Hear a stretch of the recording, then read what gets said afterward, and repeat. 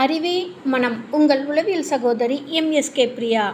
இன்றைய காலகட்டத்தில் அதிகமாக பெரும்பாலும் அனைவரும் சொல்லிகிட்டு இருக்கிறது, எனக்கு ஸ்ட்ரெஸ்ஸாக இருக்குது அப்படின்னா. சிறியவர்கள் முதல் பெரியவர்கள் வரை இந்த வார்த்தையை ஒரு நாளைக்கு ஒரு தடையாவது சொல்லக்கூடிய சூழ்நிலையில் வாழ்ந்துக்கிட்டு இருக்காங்க. ஏன் இந்த ஸ்ட்ரெஸ்ஸு, மன அழுத்தம் ஏற்படுது, எப்படி ஏற்படுது அப்படின்னு பார்த்தோம்னா, உங்களை நீங்கள் எந்த மாதிரி நினச்சி வச்சுருக்கீங்க, அந்த சூழ்நிலைக்கு தகுந்த மாதிரி ஆப்போசிட்டில் நடக்கலைங்கிற பட்சத்தில் உங்களுக்கு ஸ்ட்ரெஸ் அதிகமாகுது.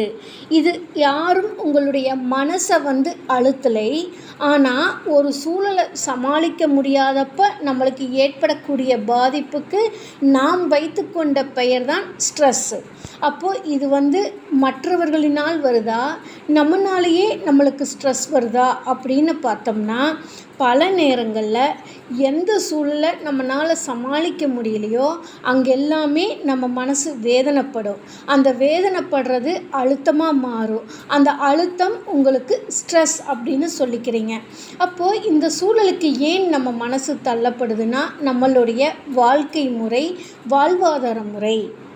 அப்போது நம்மளையே நம்ம எப்படி வச்சுக்கணும், இந்த சமூகத்தில் நம்மளை எப்படி ஃபிட் பண்ணிக்கணும்னு தெரியாமல் மற்றவர்களை பார்த்து, அதாவது நம்மளுக்கு எதிரே இருக்கக்கூடிய நபர்களை பார்த்து அது போன்று நாம் இல்லை அப்படிங்கிற பட்சத்தில் நம்மளுக்குள்ளேயே வேதனைப்படுறதும் மன அழுத்தத்தை உண்டாக்குது.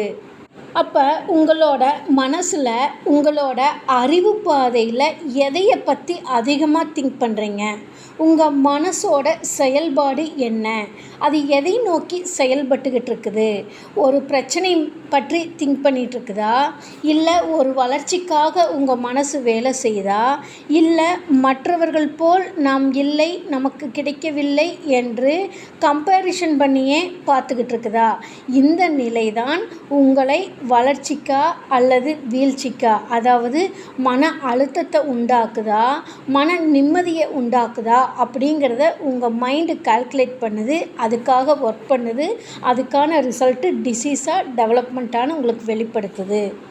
ஒருத்தர் தனக்குள்ள ஒரு தெளிவான முடிவில் இருந்தாங்கன்னா அவங்களுக்கு எந்தவித அழுத்தமும் வருவதில்லை, எந்தவித ஸ்ட்ரெஸ்ஸும் ஏற்படுவதில்லை.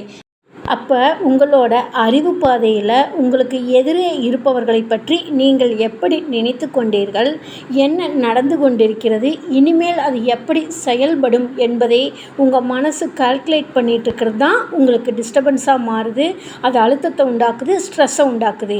இது போன்று அறிவு பாதையில் ஏற்படும் அறிவை முறைப்படுத்த தான் எங்களுடைய எம்எஸ்கே லைஃப் கிளினிக் ஃபவுண்டேஷனில் எம்எஸ்கே மைண்ட் செட் நாலேஜ் தெரப்பியில் எம்எஸ்கே மென்டரிங் ப்ரோக்ராம் கொடுத்து கொண்டு வருகின்றோம்.